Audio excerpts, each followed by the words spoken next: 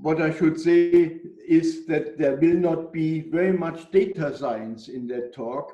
I will be talking much more about the results we got applying some, let's say, even minimal data science to a lot of data.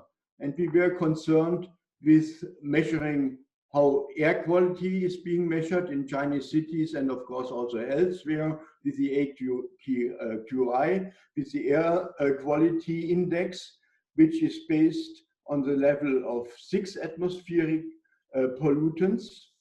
It measures sulfur dioxide, nitrogen dioxide, suspended particulates smaller than 10 micrometers and smaller than 2.5 micrometers. It measures also carbon monoxide and ozone. And usually there are many monitoring stations throughout the city, and the measurements are being done real time. And our question was, what are the correlations of the AQI to the activities in the cities in order to be able to improve the air quality? Because when we know the correlations, we can act accordingly. So we collected a lot of data, and in the project we have 4 living labs in China: Tianjin, Wuhan, Baoding, and Qingdezhen. And this is the last time I will be mentioning the other 3. But this just shows which data we have been using. And I should emphasize that it's not as much a matter of data science of the algorithms which you apply here. It's much more a matter of which data are appropriate to get the proper results. So finding or thinking about which data you would need would be one step, and then getting the data would be another step, not less important. And of course, then all the usual steps follow on, namely cleaning the data and so on, combining the data. And so we used the monthly air quality data, and we used also the locations of the monitoring sites, because that's important too, and that we got from AMAP. We got city basic information about annual social, financial, public transport indicators. We looked at points of interest in the cities, transport emissions. There are statistical data. Also, we looked for cost models. We looked at government expenditures, and of course, at the real-time AQI and real-time transport data. And the last one, again, we got from AMAP. So we have used a lot of history data and also a lot of real-time data. And this is one example. The red one is Wuhan. This is the monthly average AQI of Wuhan, and the others, of course, from 2013 to 2019. And it clearly shows, it really clearly shows that the air quality is improving over time, except Qingdezhen, but these are, this is a different case. And so this is quite encouraging, of course. So we looked at the average highway passenger traffic of Wuhan from 2000 to 2017, again the red one, and we see that it's about the same. Even a lot was happening in the economy during those 17 years, which means a lot of countermeasures must have happened in the meantime also. And we know, for instance, that public transport has improved quite a bit in the meantime. And this is being shown here by the average number of buses per 10,000 people of Wuhan from 2001 to 2015. Wuhan again is red, and we see from 2005 on, we have an ever increasing graph of the average number of buses. And of course, we could hope that a number of those buses will be replaced by electric buses, at least in the future. I know of other cities in China where they buy in the ballpark of about 1,000 electric buses per year. The average road length of Wuhan, this is also improving. Again, the red line is the Wuhan line. And we see during the last 14 years, the average road length has increased quite a bit. And also the average area of the paved roads per capita of Wuhan for those 15 years has been increasing all the time. So, of course, traffic became much heavier during this time. And this is the location of the heavy industry point of interest in Wuhan. And it's, of course, it's related to the distribution of urban traffic and also railways, because heavy industries really need a transport infrastructure. So what we can see here is that the heavy industry is quite distributed over Wuhan. And it's not centralized in one area, for instance. And here we could see the blue dots are the monitoring points for the AQI. And the greater the radius of the blue dot is, the worse the air quality. And that it can be clearly seen from here that the AQI index is positively correlated with the density of the points of interest. And we see 4 different points of interest: catering, daily life, shopping, and logistics. And what was astonishing was that there was a high positive correlation between the POIs of catering services, shopping services, daily life, and then, of course, also logistics services. So it's not the case that the heavy industry is causing all the air pollution. Also, all the activities of the citizens of the daily life are contributing quite a bit. And this is a correlation matrix, and it puts the air quality attributes across the transportation attributes, and if it's positively correlated, it's in red, and negatively correlated, it's in blue. And because of the time, I don't want to go into that in detail, but I think it's quite interesting to look at it into detail, because what it shows, for instance, is the more public transportation offering, the better the air quality, right? Which, of course, seems to be obvious, but even then it has to be shown by hard, cold figures that this is really the case. And then we have some data samples from the different POIs in Wuhan, and we found out that the POI types with the greatest impact on the air quality index were different at different monitoring points. And what was also interesting, that the POIs of catering services are closest to all monitoring points. And that, of course, indicates that catering service POIs have the greatest impact on the measured air quality, followed by the POIs of daily life services and shopping services. And then, of course, we thought, how can we show what would be happening with the air quality index given some presuppositions? And so we looked at learning algorithms, we looked at deep learning in order to predict the AQI under certain conditions. And these are just the graphs for the 4 cities, and the lower left one is Wuhan.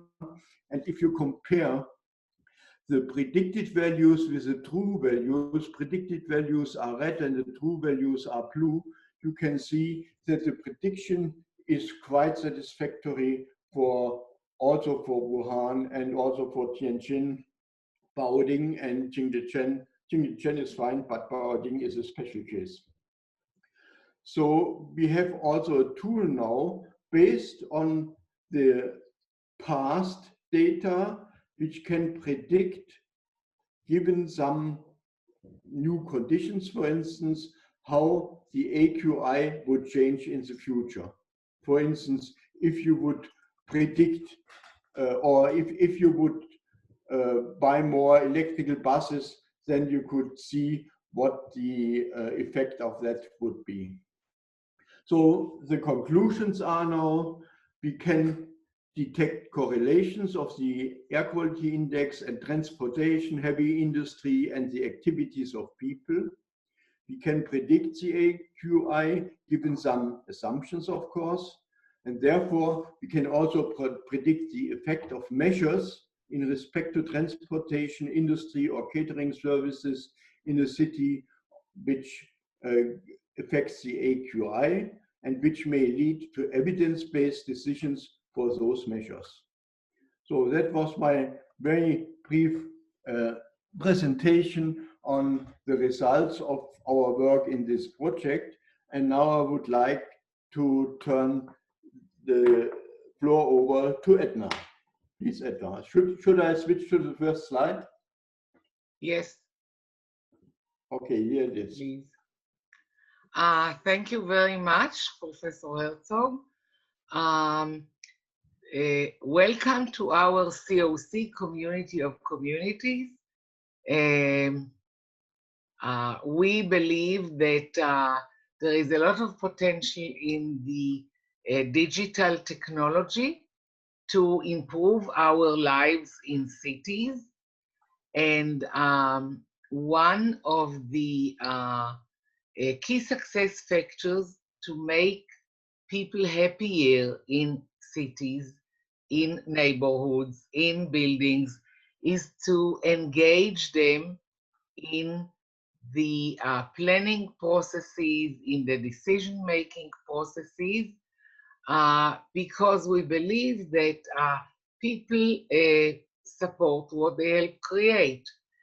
This is why we originally suggested to add the online community of communities, where we envisioned that by using a digital platform, we could engage all stakeholders in the project and the ecosystem around the project. The original challenge was to find a platform. Later, we understood that we had to combine a few platforms to make it possible for people both in China and in Europe to collaborate, to have conversations online. It wasn't easy, but we are using a combination of tools. I don't want to go now into the details, in order to engage the people who have interest or who could contribute to our project. One of our major goals was to engage the people in our living labs. Wuhan is one of the living labs, one of the urban living labs in our project. And we were already able to engage the people from Wuhan during the process of our research project. And I'm very grateful to our Chinese friends who helped us do it. We were going to meet face-to-face in Wuhan during May, but because of the corona pandemic, we could not do it, of course. But I'm very happy that we are using now digital technologies, even for this webinar, which is just a proof of concept that there is a lot of potential in the digital technology to connect us and to make us work together. Now, my dear friend, Professor Herzog, showed what data-driven society can do, how we can improve our decision-making processes by using data. I believe very much in that, but I believe very much that whatever the problem, community is the answer. I think that we saw it in the pandemic crisis that we all go through it all over the world. It is much easier to take care of communities. We speak now about localism. More and more find all kinds of solutions locally. And of course, we believe that the ability to develop communities or to support communities, to start with one big building where you can create an online community to help people during a lockdown, for example, or to move in to engagement in the city when visions and strategies are created, that this is a great tool. So this is the vision. Otain, could you kindly go to the next slide, please? Yeah, you are. Now, I am not a big techie at all. You could even see that I forgot to unmute my computer before, but I believe very much in the potential. And I am inspired by the city in which I live, which is Tel Aviv, that has created very good use cases to show how you can use the digital technology to help citizens. The tool is called Digital. I just noticed that there is a mistake in the title. It's not digital, but digital, of course. You can see it on the picture on the top right side of the slide. This platform received the #1 award for the best smart city award in 2014 in the biggest event, which used to be face-to-face in Barcelona, Smart Cities Congress and the Expo. And the reason is that in Tel Aviv, digital was successful in engaging many, many citizens. They are now up to 80% of the people who are allowed to join, which is above the age of 18, if I'm not mistaken. This is, of course, a big success. You can see on the left side a list of all kinds of benefits to make people join, which is, of course, an idea what could make such a DG Wuhan or a DG Beijing or a DG Tianjin platform successful in China as well. We have to create all kinds of benefits that will make people want to join and to share data and information about themselves. If we believe in data-driven information, we want the digital communities to create data. This is our challenge in this project as well.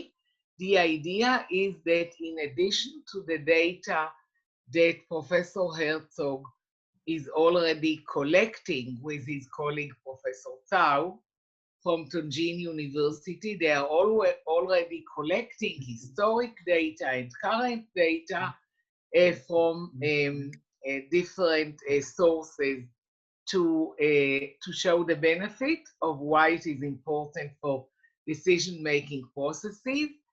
Our aim is to create online data that will later be analyzed with our colleagues from Tunji to show how this engagement creates insights for better decision-making in the future.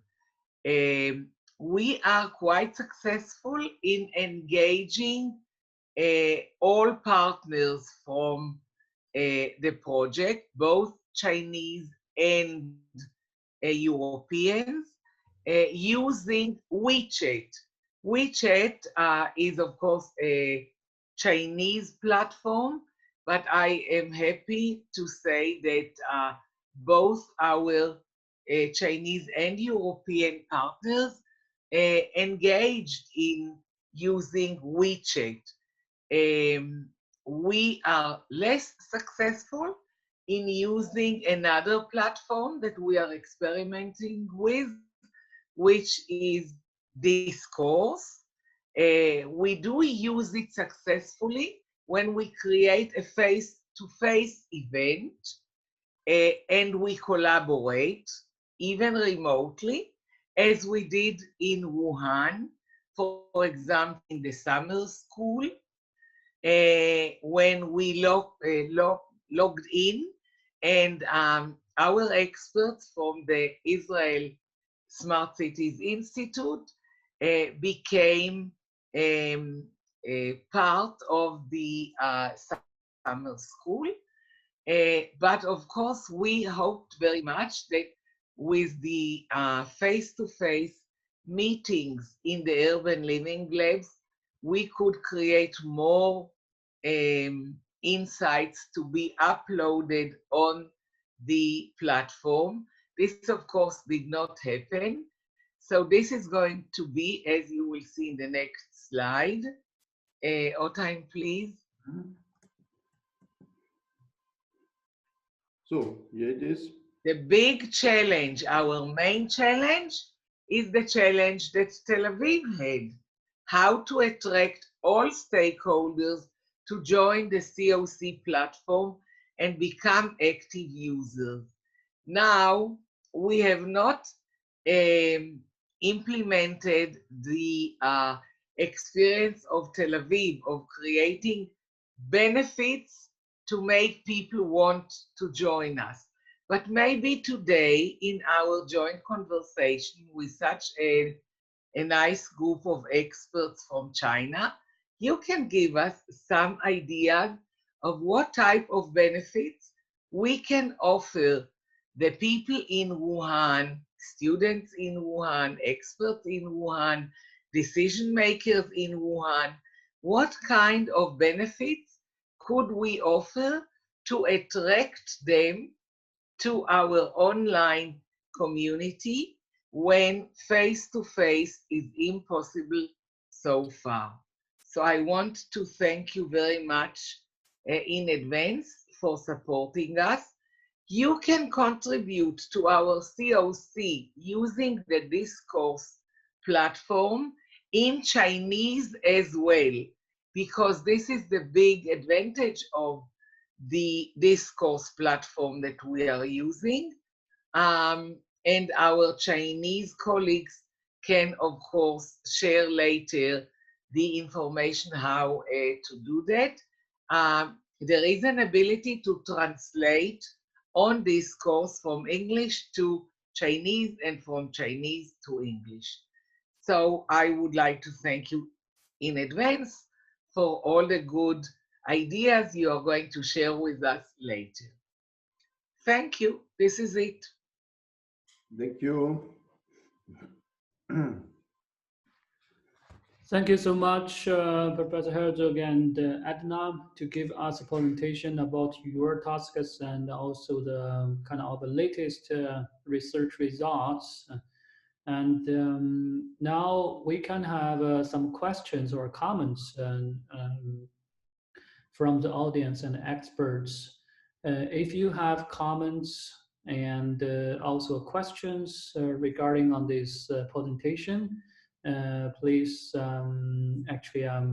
you can raise your hand, or if you can also kind of enable your microphone and just speak it and talk about the comments and raise the questions to this presentation.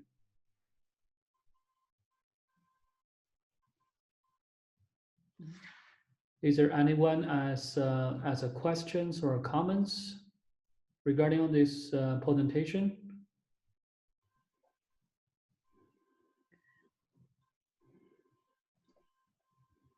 Okay, for the time being, I think since we already actually used the time slot for this presentation, maybe you can actually save your comments and questions into the session of a discussion.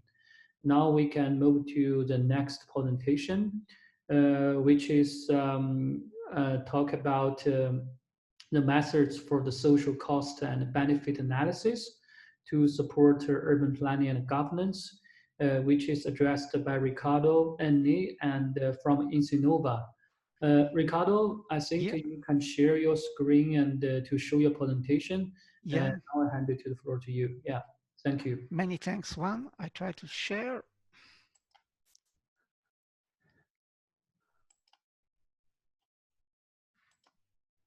Can you see the screen?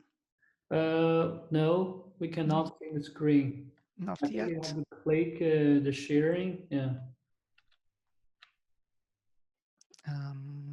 Okay. Okay. Sharing. That should be better. Yeah. Now we can see the screen. Yeah. Yeah. Many thanks. Okay. I prepared a short presentation because in generally I don't like to talk much, but I think that the purpose of a presentation should be short and targeted to the point. And I prepared 6 slides. The first one is what is the social cost benefit analysis, and obviously not in general, because the social cost benefit analysis is a well-known technique that can be applied to several contexts, in particular, for example, to the analysis of investment. But I would like to stress here what is important, what is relevant for urban planning and governance. And then I will jump to the why the evaluation of external cost of transport is important. And I will look here at the European context. Even if obviously Europe is smaller than China in terms of inhabitants, I think you can guess the importance of the order of magnitude of the external cost of transport. Then I will go to the key insights from the deliverable 4.2 on social cost benefit analysis to support urban planning and governance. This deliverable has been drafted in tight collaboration with the Chinese Academy of Sciences, Professor Chai Jianming and Dr. Enpui Ma, who I would like to thank again for their very important contribution. And in this deliverable that I could send you, if you are interested in, we have carried out a literature review of application of social cost benefit analysis in Europe.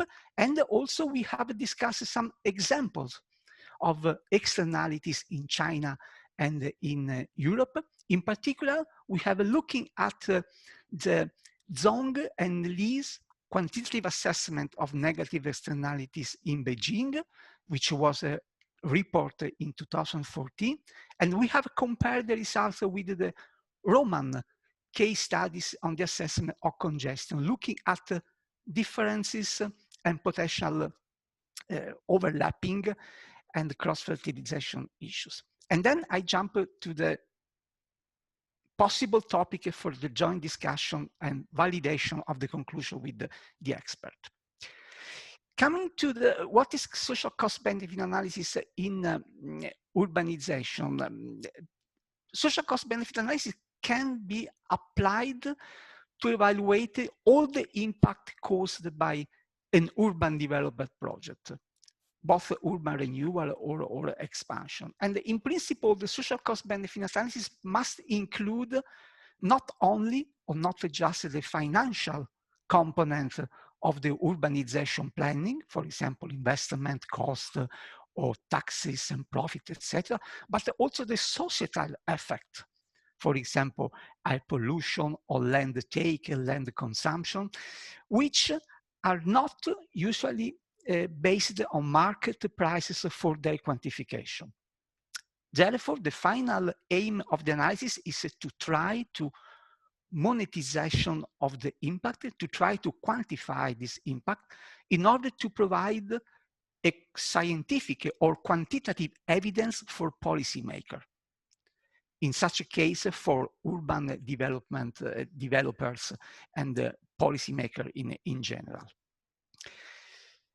Looking at the potential fields of application of the social cost benefit analysis in OECD countries, we have carried out in the deliverable a literature review, and we have identified, as you see, 5 key, let's say, domain of area of application of social cost benefit analysis. The first one is the assessment of externality from transportation activities. You know that transportation is one of the most important driver of urbanization in general, but these activities, which are going to underpinning mobility, which is an important driver for economic development, but on the other hand, there are a lot of side effects like accidents, noise emission, air pollution, climate change, and congestion that usually are not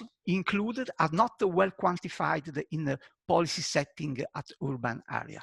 And this is one of the most important application area that I will talk to you later on a little bit more. But that is not the only one, because for example, there are also the assessment of externality from the so-called built environment. For example, urban forms or amenities and green areas. We have a looking at the OECD cases, and we have found that there are a lot of studies, particularly from the United States of America, in which they try to calculate the impact of having a compact against sprawled urban developments in terms of externalities. Another interesting point, area of application, is the analysis of loss of ecosystem services and biodiversity. You know that urbanization is a strong land take and land consuming process. And in doing that, you have to lose biodiversity or ecosystem services. Social cost benefit analysis try to quantify this kind of externalities that obviously could be taken into account in urban planning. Then there is another stream of analysis which looks at the externality for the management of public services. For example, if you are going to manage, let's say, waste collection in a compact city, unitary cost per kilo of waste are usually lower, obviously, that you are going to manage the same system in a sprawled areas, because obviously it's more costly and more different to reach different consumers or users.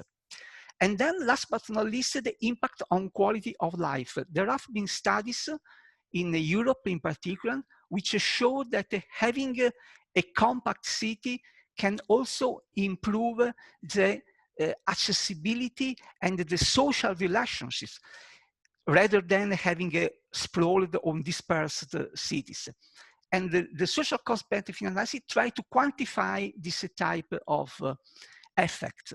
Obviously, it's not easy to attach monetary values to cultural values and the loss or ecosystem, etc. But it is a challenge. And the social cost benefit analysis techniques try to address this challenge. And now focusing on the externality of transportation, let's go to the why external cost assessment is important. This is a picture drawn from Unite U28, also including the United Kingdom, even if obviously in mine should not be the case, but this is a study from 2016, and it is one of the last updated evaluation of external costs in Europe. You see that the order of magnitude is about 760 billion of euro per year. I have made a rough conversion in Chinese yuan, and you are about 5,700 billions of yuan per euro. But don't forget that obviously European inhabitants are smaller than the Chinese, and therefore the order of magnitude may be different. But in Europe, this is not a small sum. And you can see from this picture, apart from the importance of a car, which is a really overwhelming all the other transport modes, but you can see there that congestion is not included in this table. That's in order to make comparison, because for example, rail, there are no congestion by definition, but and also for maritime, for example, but also because you should always consider that behind each category of external costs, there are strong uncertainties. The assessment of externality from transport is a science which is continuing evolving, but there are a lot of uncertainties, and congestion is maybe the most important external cost category for which uncertainties are very strong. But given the importance of this kind of externalities in urban areas, looking now at the insight from the conclusion of the deliverable, I have tried here to stress 7 potential application fields comparing the OECD experience and China. You see that we have the 7 category of externalities from transportation.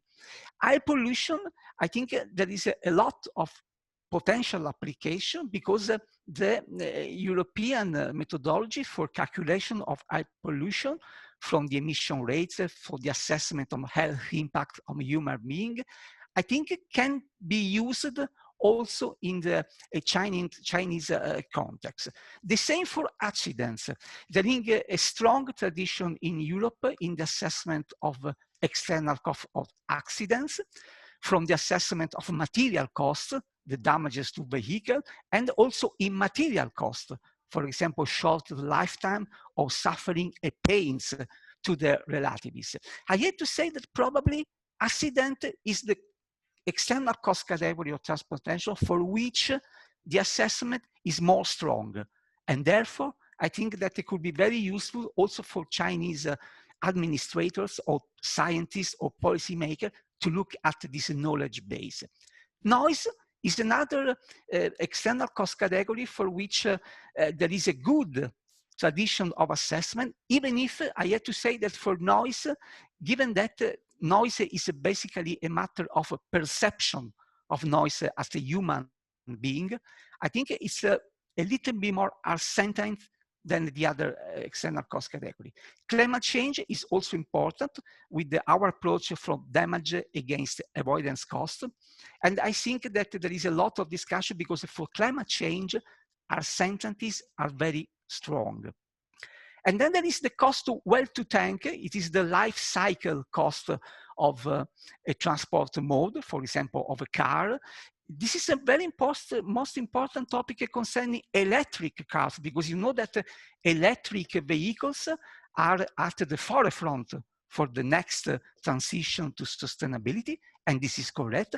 But when you calculate the external cost of electric modes, including the life cycle, in some cases, not always, but in some cases, you may find that there is no so convenient comparing, for example, to diesel car, because it depends of the so-called electricity mix. That is to say, the composition from producing 1 kilowatt of energy of electricity, which is different, for example, in Italy and in the Netherlands. Italy already is going to use fossil fuels for producing electricity. This is the case that you can come up with a not very favorable cost of well-to-tank emissions assessment. And then there is congestion. As I told you before, in the deliverable, you can find a comparison between the Chinese assessment of congestion and the Roman assessment that I personally carried out. If you are interested, I have some slides that show you the conclusion. If you are interested, I can show you that later on. But congestion is another important category. And then there are other minor external cost categories, for example, separation costs in urban areas or land use and ecosystem damages, which usually, at least in the European case, are not so relevant. So in a nutshell, I think that this could be considered as an important application field for cross comparison. And coming now to the final slide, probably I drafted this slide talking to the discussion with you. And we can ask ourselves why the evaluation of external cost is important.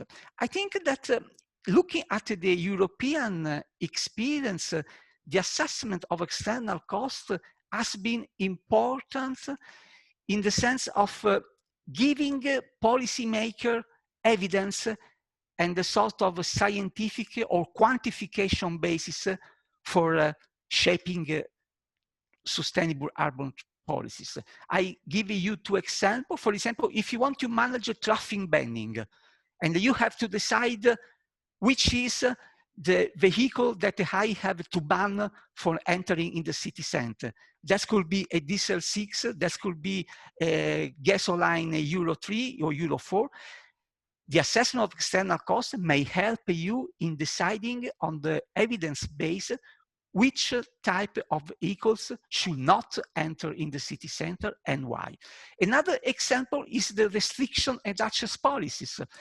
In European cases, we have several cases of, we know the so-called low emission zones or congestion charges in which we allow the car to enter the city center, but they have to pay for that.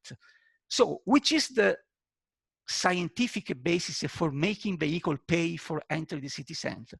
It comes from the assessment of external cost. If I try to assess the cost of congestion, which is the cost that one car provides in terms of euro per kilometer, I can have a sort of quantitative basis for policy setting.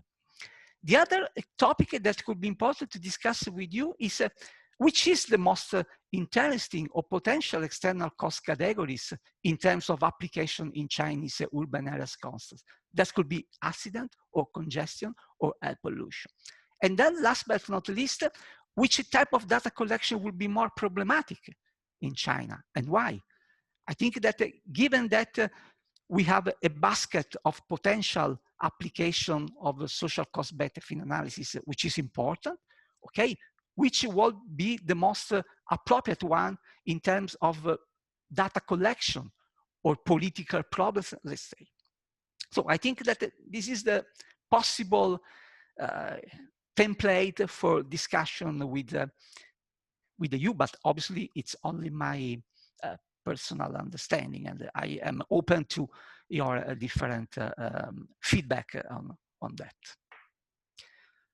Okay, well, that's all. Thank you so much, Ricardo. I think it's a really good presentation, and also well present what your tasks has actually, especially for the latest deliverable. And also, I will actually thank you so much for sharing us the kind of discussion outline, and we will show that slides later, and when we into the discussion session, which will soon be later actually. Before that, I think we can open floor for actually question and comments regarding the presentation addressed by Ricardo. Do you have from the audience and the participants, do you have any questions, immediate questions and feedback and comments on this presentation? Now it's the time.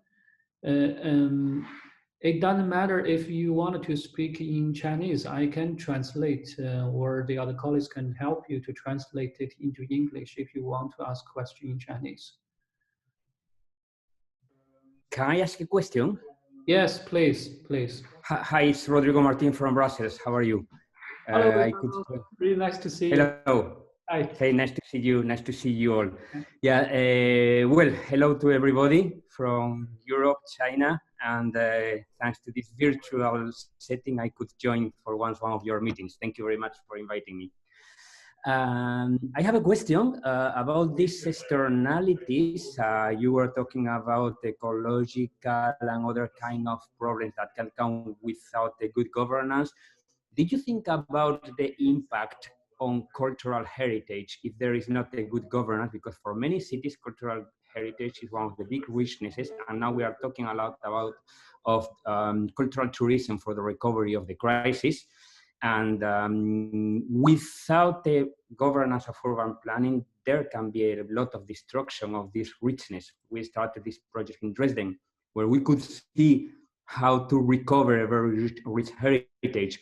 And there is a lot of things that can still be done in China with the hutongs and with all this big richness that there is. So it would be interesting maybe both for Europe and China.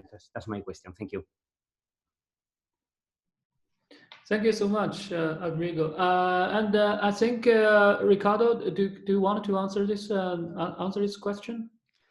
Yeah, I think that in the deliverable, we have tried to show example of, as you say, the impact assessment of cultural heritage loss from urbanization process. But I hate to say that this is one of the most problematic area in terms of generalization of result, because we don't have to look at the European experiences in itself. We just try to look at what is potentially transferable in the Chinese context in order to be useful for the project. And I have to say the cultural heritage is one of the more problematic, because what I found is that the assessment, the quantitative evaluation of cultural heritage losses are strongly site-specific, in the sense that you can find several examples. I remember someone in Finland, for example, but when you try to transfer these values in different contexts, that's very, very problematic, because the cultural heritage is so dependent by local tradition, local cultures, and local circumstances that transferability may be problematic. So for answering to your question, Rodrigo, I think yes, cultural heritage is important. It is one of the categories analyzed in the deliverable, but the degree of the transferability is very low, at least in terms of potential. Maybe the other attendees may have a I don't know, different view.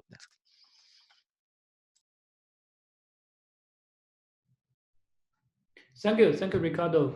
Rodrigo, do you think that is okay for the answer for your question, or you think you have different opinion or comments on that? Thank you. I have had some workshops on cultural tourism in the last time, and there are a lot of different opinions. I mean, I don't want to open a debate that will be a side debate, but well, my question was if it was taken into account, and I see that it is, because it's some of the things that is now it's a hot topic also with the cultural tourism because of the crisis. Thank you. Thank you. Yeah, I think I got a message from Edna. She says if anybody wants to write their question to the chat box, and you are also welcome. I think this is a really good suggestion. And for the participants and the guests, and if you wanted to share your comments and questions, you can actually write that in the chat box and check it, and I will actually read the questions and share that to you. And again, you can write in Chinese or English, and both language is fine. And if you write in Chinese, we can translate that to you. Okay, I think there has one question from Professor Li Zhigang in the chat box, which is, I think, is also to Ricardo. Is this social cost benefit analysis already well developed and used anywhere? Ricardo, can you answer that question? Yeah, I was just typing my answer. Yes, for sure. I think that I was. I am 58. Yeah, just to say, because I've been working in European project since more than 20 years, and I remember that in 1995, the European Commission published a so-called green paper. You know, they call green paper some consideration before becoming a law, just to raise the discussion. And the green paper was on setting fair and efficient price in transport system. And that was one of the starting discussion about methodology for evaluating external costs. Nowadays, there are guidelines that are updated each 2 years, which try to take stock of the continuing scientific processes and advancement of that. So just to answer very quickly to the Professor Yang, yeah, there are guidelines, and if you are interested in, it will be my pleasure to send you the scientific relevant topics. Oh, okay, I see. Thank you. Thank you.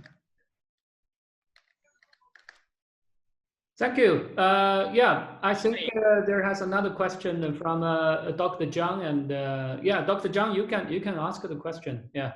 Yeah. Yeah. Thank you, Dr. Wang. Yeah, I'm Zhang Qi from WSP, Wuhan.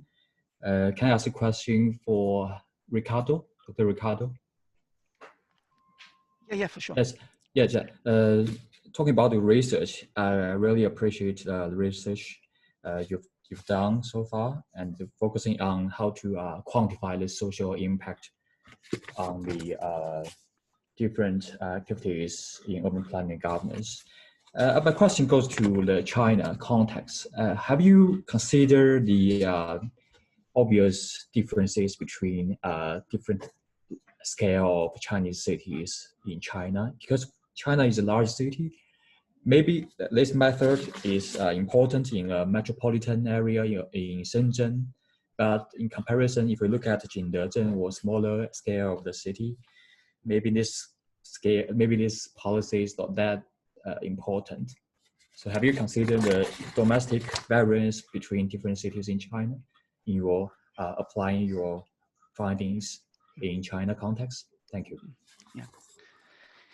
Yeah, many thanks for this question, because I have to say that my direct answer is no, in the sense that what we have done is to pick up examples for European context with all its specific approach, but we are also to have an example for China. For example, Professor Chai and Empui Ma stressed the example of externalities in China, in China areas. In such a context, there was not a direct reference to the scale of the problem. I think that the scale of the problem obviously is one that could make the difference comparing to the European case, but I think that the underlying scientific background should be useful the same. Despite the different scale of the urban areas, I think that the scientific approach could be useful the same. Obviously, the application, when you translate the application of assessment of external costs in policy making, obviously the Chinese case must consider must consider the scale and probably also other factors. But I think that despite the two different scales, I think the scientific knowledge base, in my opinion, is useful the same. Yeah. Okay, thank you, actually, Dr. Zhang and Ricardo for this interaction regarding the presentations. I think we already actually use 1 more minute for this presentation, and we have to follow our schedule. I think if you have more questions and comments and feedbacks, and you can leave in the chat box or saving that into the next session, the joint discussion, which is actually the major purpose that we want to have. Professor Mueller? May I interrupt? I would have a question coming back to the first 2 presentations. Okay. And it's actually not a question to our presenters, but to the participants from China. I would like to know, taking the first presentation, which was related to the use of big data for different issues related to socially integrative cities and social development, the improvement of living conditions, etc. I would like to know what the state of, let's say, big data analysis in urban planning in China, especially in Wuhan, is. I've seen that, for instance, with the Corona crisis, there was some astonishing, let's say, spreading models which have been developed and so on. So this is one question. Maybe some of our Chinese participants could answer this question. And the second one is related to the community of communities presentation. We have seen the Tel Aviv example, which is a world-class example. But I'm sure as artificial intelligence, as digitalization plays a very major role in Chinese cities, in China overall, I could imagine that some maybe more neighborhood-based approaches are already in place in some cities, maybe as well in Wuhan. And maybe our knowledge colleagues would be in a position to give some answers with regard to that. And maybe if necessary, you can make a short translation so that we can, let's say, encourage to get feedback on these 2 questions. And just let me make a remark. Thank you very much to our project officer, Rodrigo Martin Galan. I know he has a lot of work, and I was very pleased that he accepted our invitation to be in this web meeting this morning, and even participating with a question and problematizing some of the issues. Which always contributes to widening our perspective. So, Rodrigo, thank you very much for your participation here. And I just wanted to bring this special case to everyone's mind, as well our Chinese colleagues who may not be familiar with the persons in the project and their role. So thank you very much for that. But maybe we can go back, Wang Yu, to get some answers to these 2 questions. Yes. Thank you, Professor Mueller. Actually, this is a very good questions. I think we can just start with the first question. It's a big data applying into the urban planning, and especially in Wuhan. Is there any experts and colleagues in Wuhan can actually answer this question? Is there anyone who wants to answer this question? You can, okay. Yeah, yes, please, Professor Liu, yeah.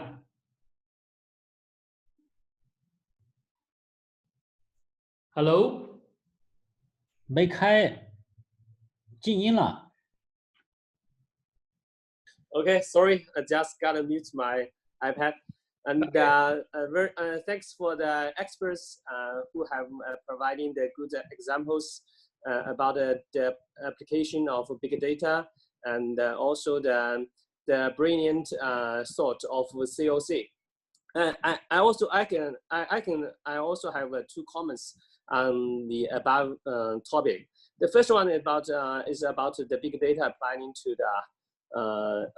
the urban planning or the correlation about the AQI and the urban planning. We also have done experiment to test whether the shutdown of Wuhan have some effects on the AQI index, and we have compared the AQI index between this year and the last year, and we found they have a difference on each AQI index.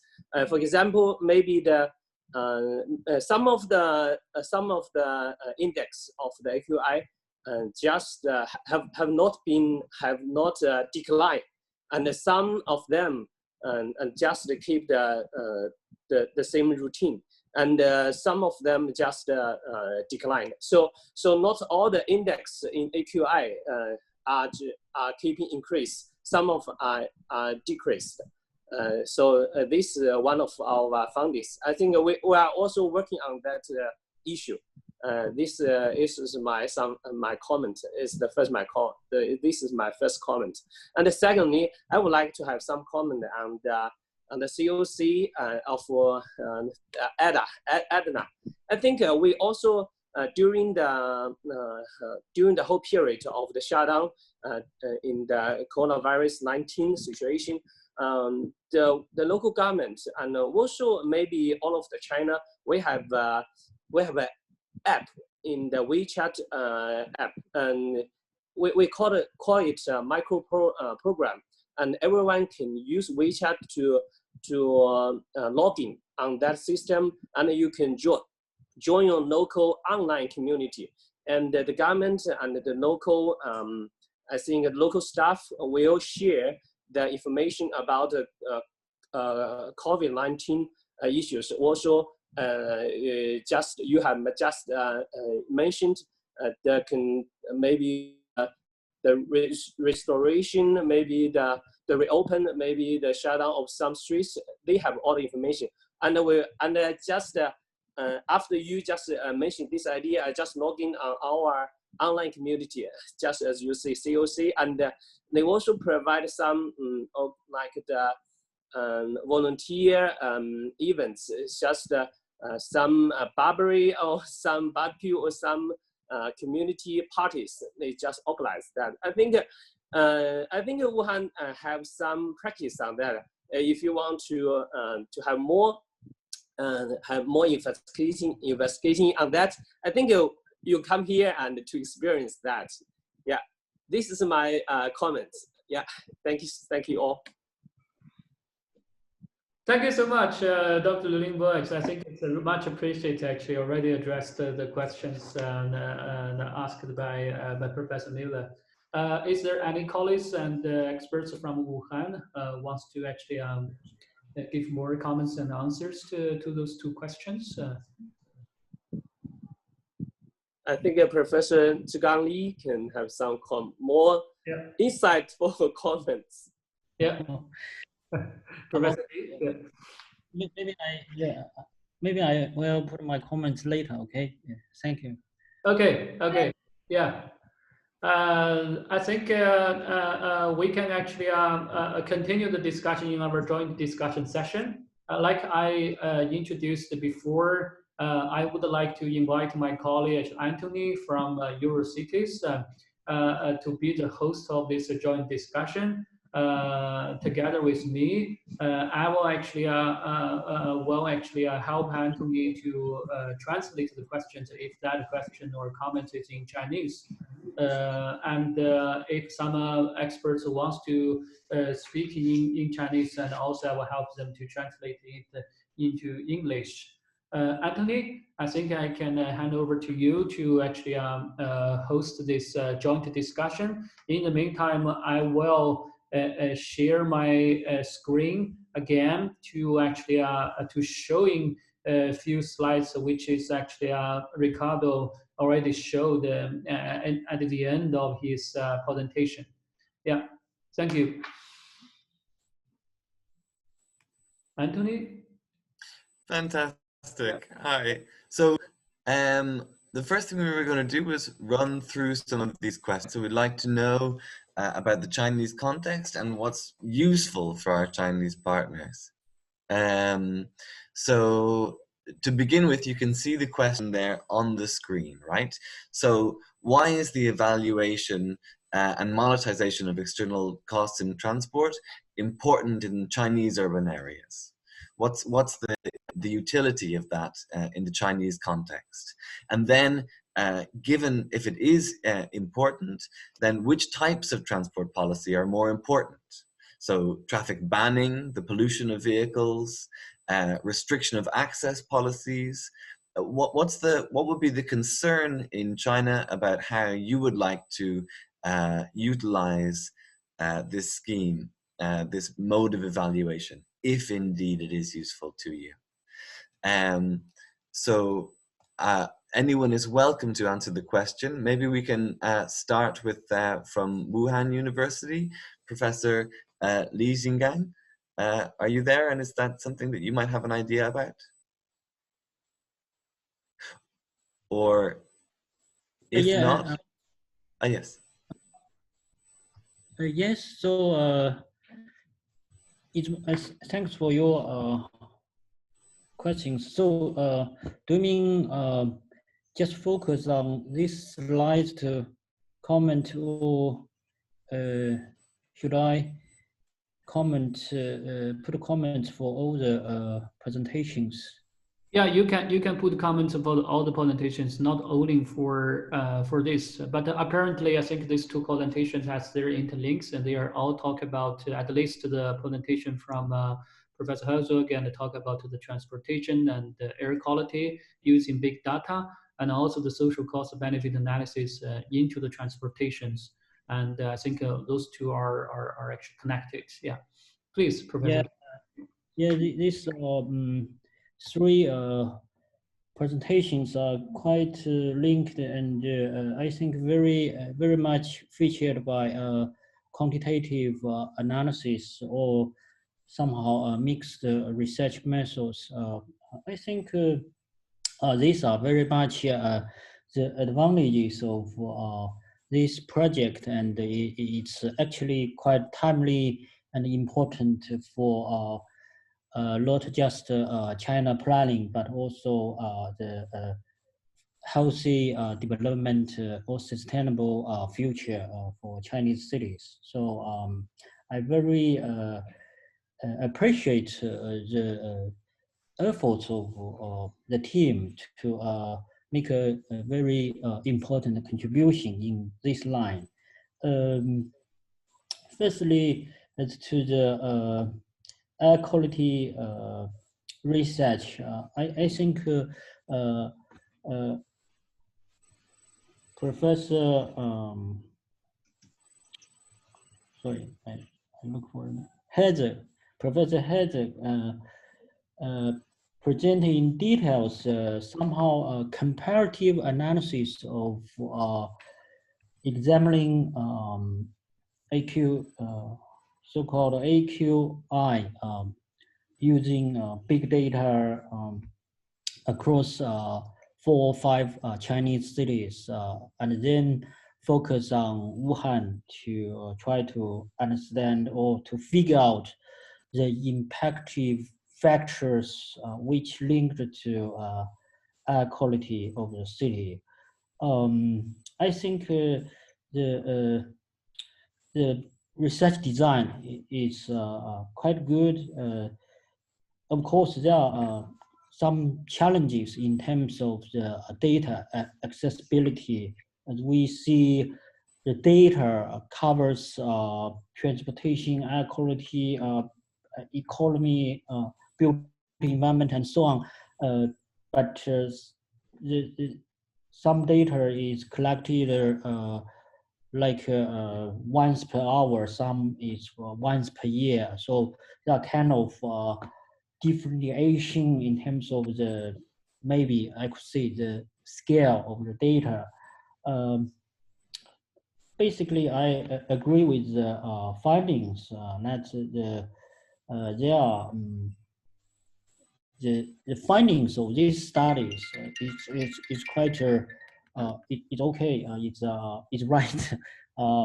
We could through this study we could figure out there are important impacts of transportation, of sectors and human behaviors. So the it's these are very solid analysis to prove such impacts. And of course, there are also a lot of new questions appeared from these findings. So when we see transportation or when we see heavy industry or sectors, when we see human behavior, all these terms are composed of different components. For example, the impacts of transportation. For a general understanding, the use of private car, of course, will damage the air quality. But how about the application of public transportations, or especially the use of subways in Wuhan during the last decades? So, I mean, if there could be some way to further dig deeper into different types of factors to figure out the impacts of various modes of transportation, various types of industries, and various facets of human behaviors, it could be more intriguing and more inspiring for urban planners to, when we apply such findings into our practices. It's very interesting to see the findings about the impact of catering upon air quality. I very much agree with this point, and it's somehow it linked to the behavior of the cooking behavior of local Wuhanese, and also it linked to the commercial model of catering, like restaurants, like the small restaurants, shops, and so on in the streets, which somehow could be a very negative factor for air quality control, so on and so forth. Anyway, I very appreciate this effort and look forward to see further progress in this line. And also as to the impact, the factors upon air quality in cities at the city level, it's actually a scalar question. So which means it's not only decided by factors at a local or urban level, it also impacted by higher level or regional issues, not only regional issues like the weather or the regional rainfall and so on, but also it linked to the regional sectors, the regional economic conditions like regionalization, which also happened in Wuhan in the last several years. I mean, this resulted in the transformation of Wuhan's sectors because some factories, or especially heavy industry factories, move out of Wuhan to the neighboring cities and so on. So anyway, what I wanted to highlight is the scale issue could also be put into the research framework when we examine the impact of different factors upon air quality at a city level. And then about internet platform, I think this is a very good idea and very important for the future of planning and governance of Chinese planning and urban management in the future. As already put by Limbo, I think in the context of China and Wuhan, we already apply different types of platform tools, especially the WeChat apps to either be used in collecting people's behavior information, like during the outbreak, we use WeChat apps to collect people's health information, and also we also use such tools in planning participation, such as in some local projects. We already developed the WeChat apps to help local residents to participate. So my suggestion could be the platform, the GOC platform should develop some linkage with WeChat or other public platform used in the Chinese context, then to enhance its availability to the local residents, local participants. And the last one is about the SCBA. I think this is a very, very brief try to understand the externality of different factors and their costs. Especially, it try to quantify or even monetize all the costs of transportation, social, cultural, ecological, built environment factors. This is very important work. Actually, to my knowledge, maybe as I mentioned last time during our meeting in Wuhan, like the National Development and Reform Committee in Beijing, they are very concerned about the quantification of ecological resources in China. So try to figure out how to quantify the value of ecological resources for Chinese cities and regions. So once you mention about the social cost benefit analysis, it soon make me thought about the idea at a high level of Chinese government to move towards this direction. So I think this tool and this framework can be very important and very much contribute to the Chinese government and cities to understand the situation of our spatial resources, especially the so-called the cost of our spatial arrangement, which may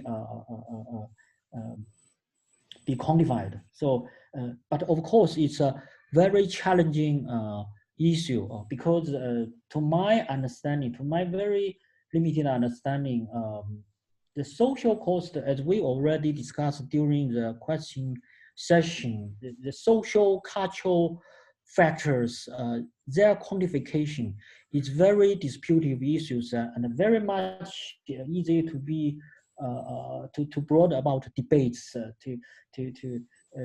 I mean, how to defend or to prove such quantification, such monetization, get a rightful result or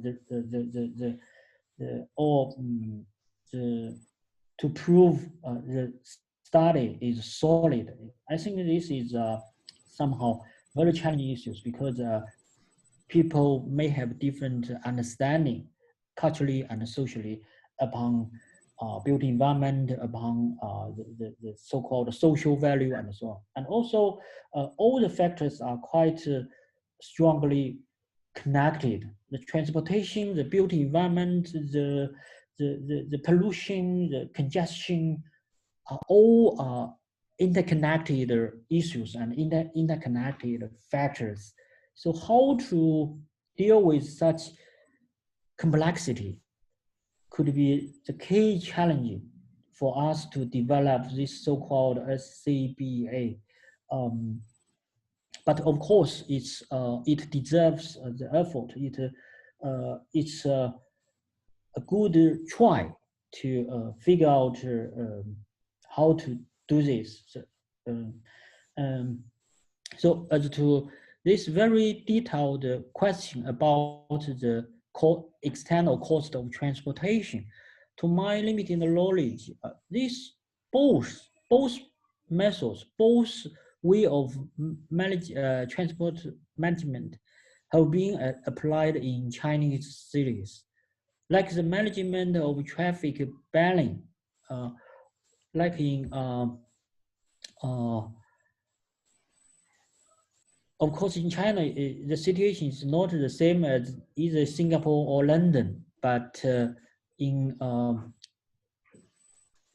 selected regions or areas of Chinese cities, there are also control of either the time to, like in Wuhan, the Yangtze River Bridge, people are the different cars with different numbers, they access the bridge at different dates. So there are already some restriction policies being applied in the city. And also, of course, in Beijing, there are very strict controls upon the time and the space of different types of vehicles being used in the city, like and also in Guangzhou, the city where I once lived, all the motorbike have all been banned in these cities. So I mean, maybe the transport policies about these different types of controls could be applied to a city at the same time, so or at the same place. And also, as to the second question about the which field of applications would be more important, like accidents, congestion, air pollution, I think the answer is linked to the model you use per se. But to my feelings, the congestions could be a major challenges to Chinese cities transportation, and also its most obvious external factors which result in the cost of the city congestions. The data connection, I'm not, I have no idea about the data connection issues. I'm not an expert on transportation issues, but as a car driver every day, I'm very interested in this, in the work of this study, and I definitely hope your work will have some good findings and contribute to a healthy development of Chinese transportation. Okay, that's what I could see at the moment. Thank you.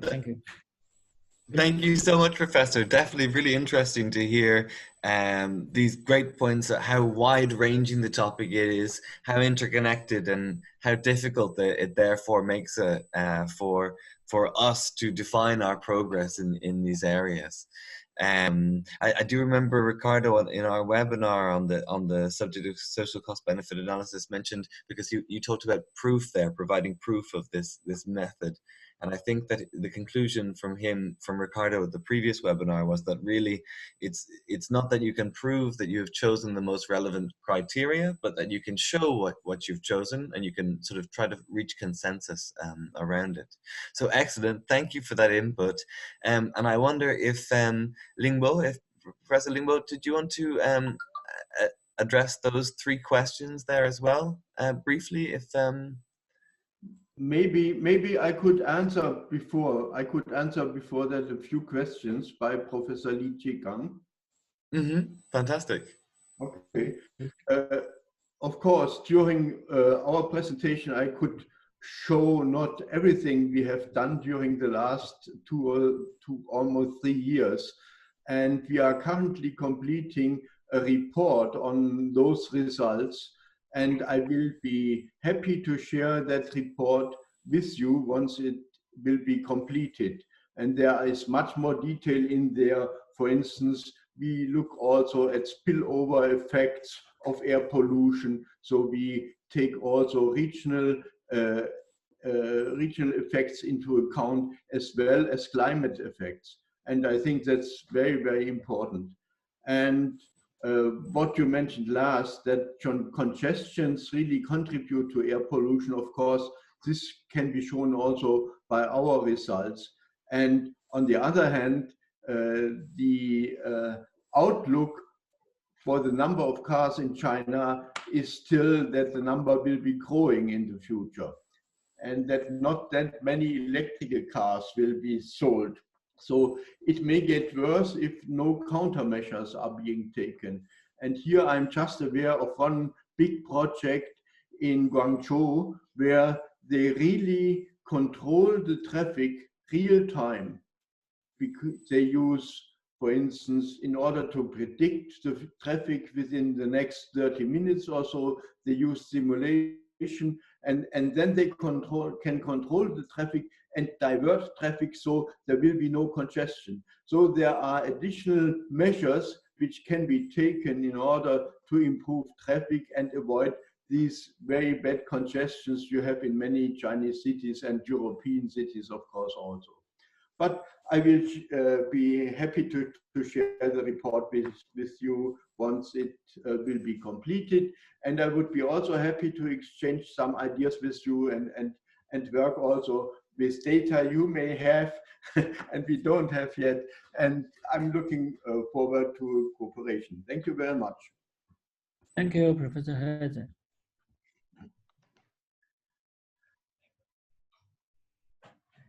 Yes, brilliant. Thanks for that response. And so, great. And so the same questions that we're thinking from also what Wuhan University to Professor Lingbo. Are you present there? Or do you want to tackle any of those questions?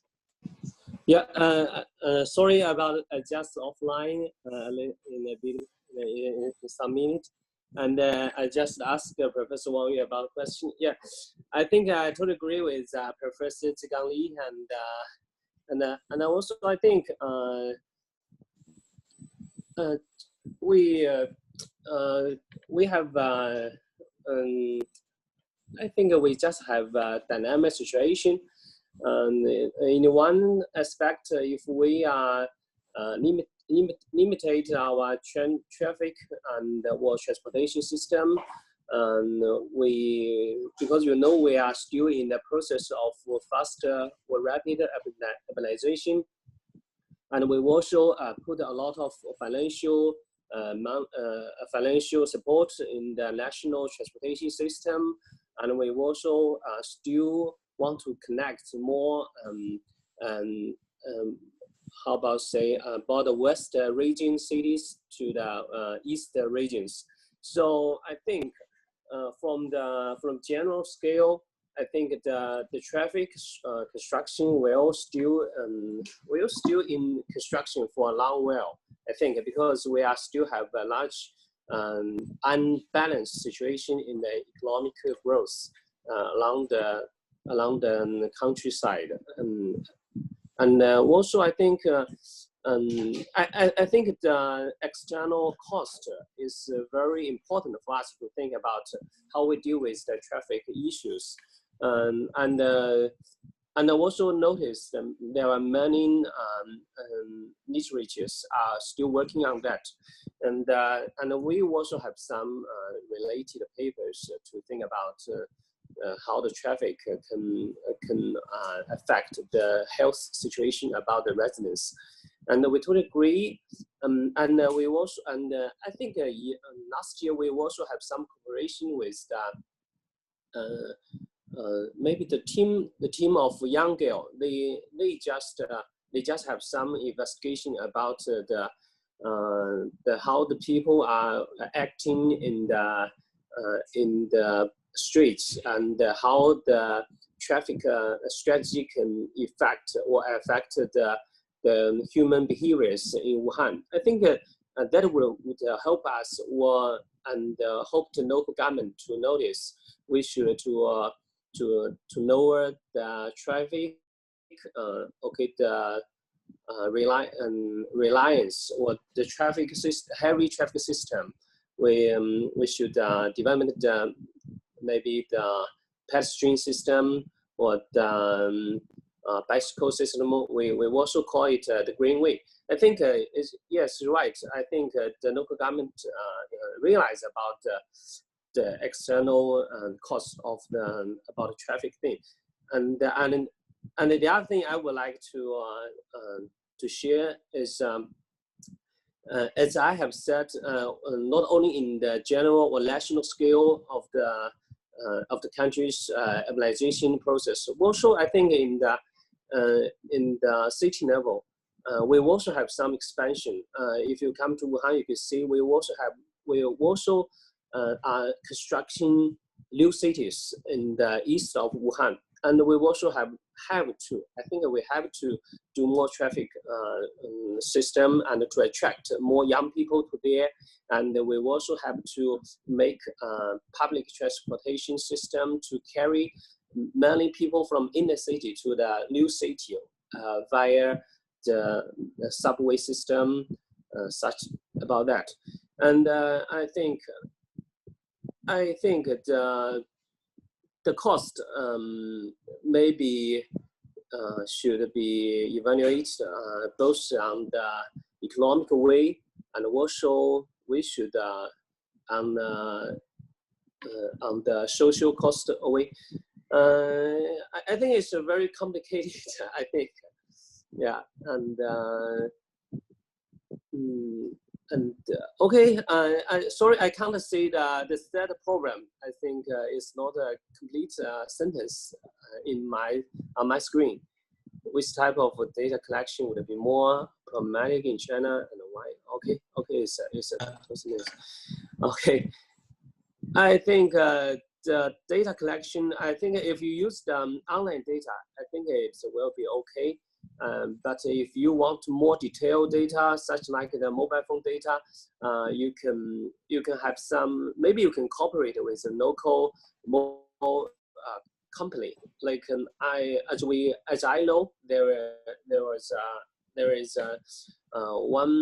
one of the three biggest mobile company in China. They are offering some data analysis, or maybe the mobile mobility data of the residents. I think it can, because they can handle the issue of the privacy, and they use some data cleaning or some data processing. I think that the open data and the mobile data could be accessed, and I think if you want to have more data, you can cooperate with the local government and also with the local planning institute.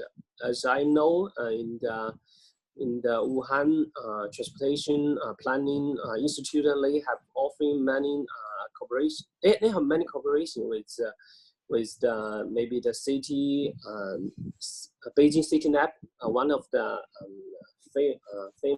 famous urban research team, and then they also offer some traffic data analysis. I think is the best way to get data collection. Okay, that's my comments. Sorry for that. Yeah. That's great. Thank you very, very much. So nice again that it's indeed, as has been stressed already, something that's complex, but good to hear those concrete avenues for gathering data. I think I will then go ahead and ask for another contribution from Haozong University of Science and Technology. Is Professor Wang Baoguang interested in providing a comment on those questions? 王老师，王宝强，王老师，你还在吗？王老师可以帮我翻译一下吗？可以，我可以帮你翻译一下。OK。我就是回答一下3个。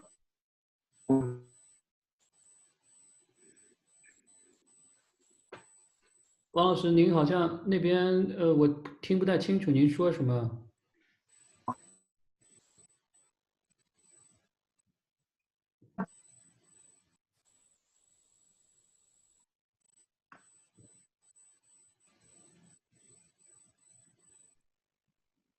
王老师，好像您那边网络好像不太好，我好像听不太清您说什么，或者我这边网络不太好。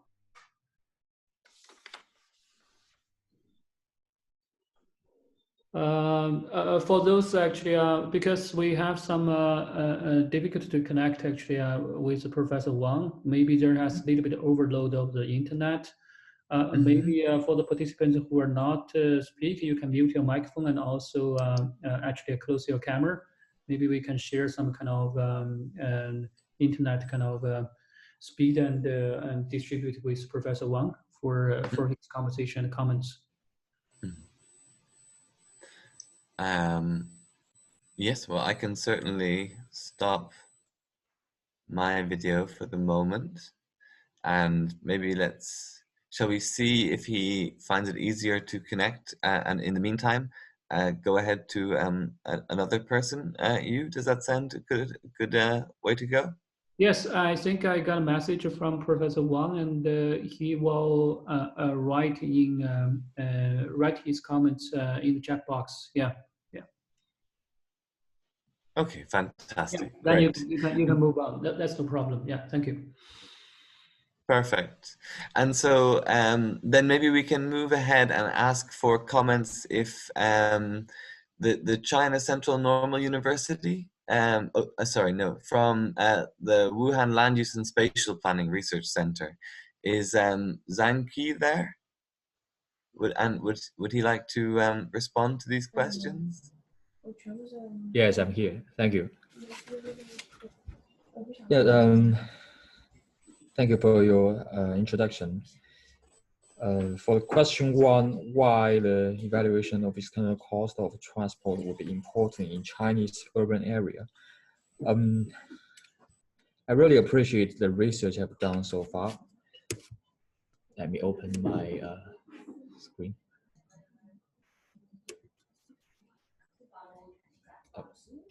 Oh, okay.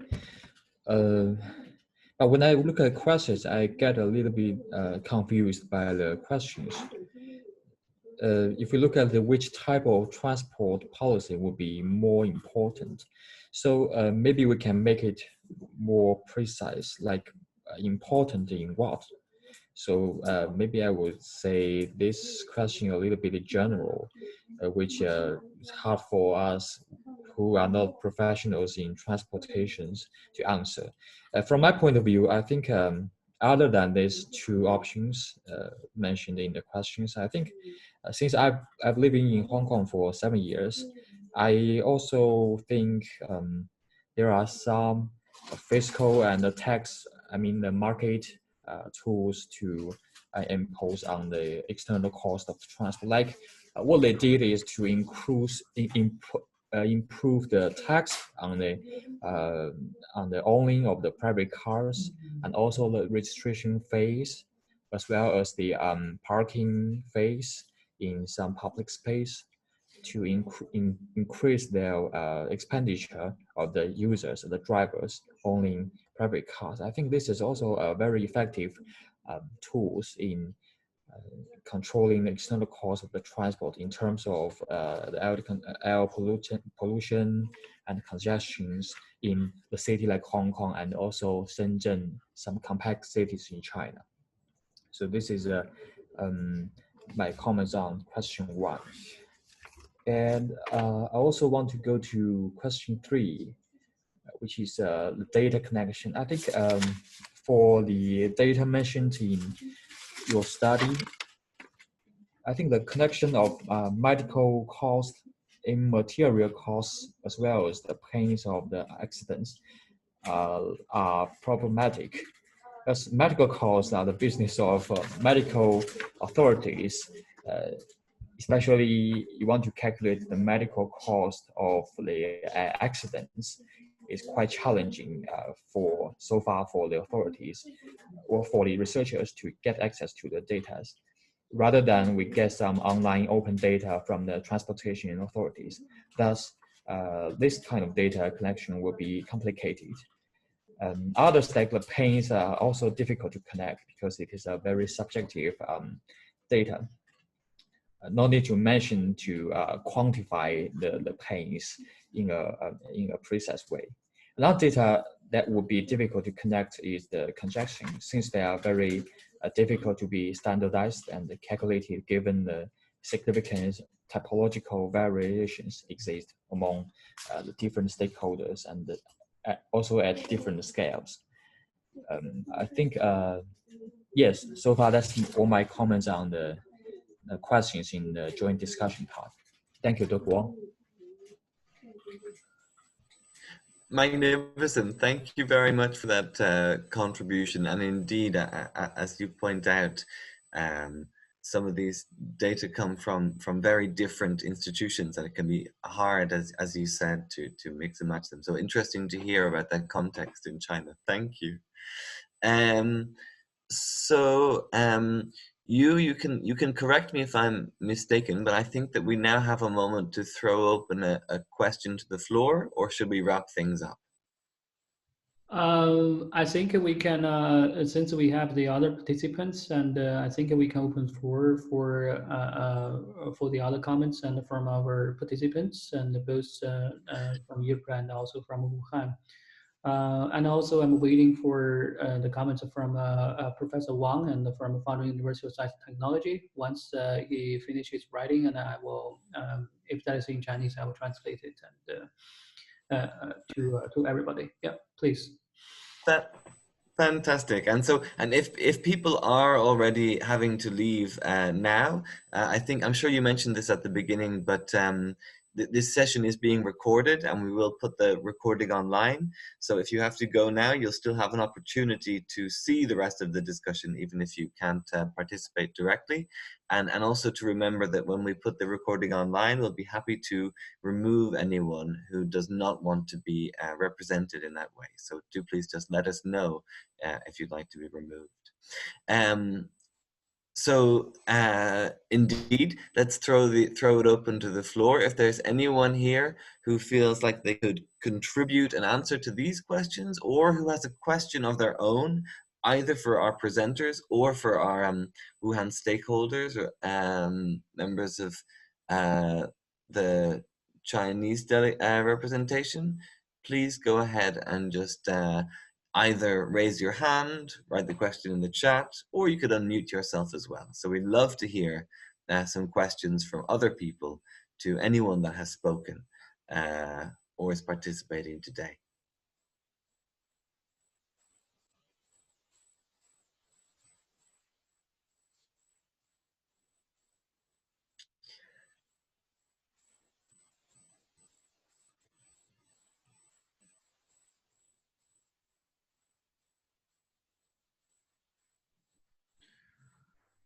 In the meantime, when you prepare your comments or questions, I think Professor Wang actually already gave some actually his comments regarding the questions, and you can see from the chat. And I don't think I need to repeat from here, and I think everybody can access to the chat. Yeah, you can see in the chat indeed those answers about the size of China's cities and the difficulty with congestion.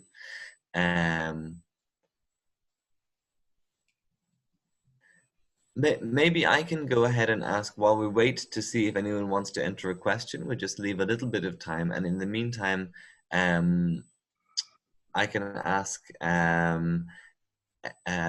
if anyone, having thought about Edna's presentation, if anyone has some thoughts to contribute from the Chinese side about how we could any further ideas about successfully incentivizing Chinese participation in these international knowledge sharing communities. Of course, there's plenty of activity of China in this context, but I think it would definitely be interesting to understand a bit more and draw into communities like the great one that Edna has been running.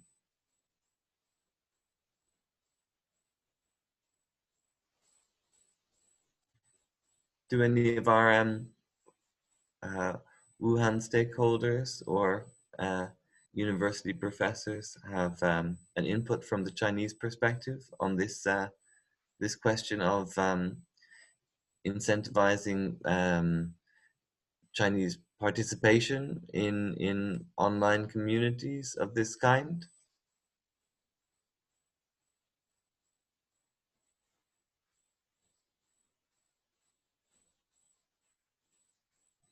Well, we can leave that question to sit and gestate, and do please remember that the conversation doesn't have to end when the webinar ends.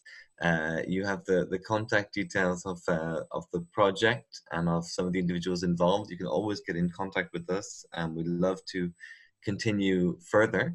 I might leave that then to you to wrap up and say goodbye to everyone, will I? Yeah. Thank you, Anthony. I think well, we are actually. I think you can see from the screen, and also Professor Wang is answered the question too, and you can see from his answer and talk about the congestions would be kind of should be kind of the prioritized or kind of the big challenge than the other factors. I think from our side, time is already running out. I thank you all actually to join us. Before we wrap up, and I would like to invite our project coordinator, Professor Mueller, to say a few words and ask kind of closing remarks and the summary of this webinar. Professor Mueller, are you there? And can you give us some kind of insight and thoughts and give some summary about this webinar?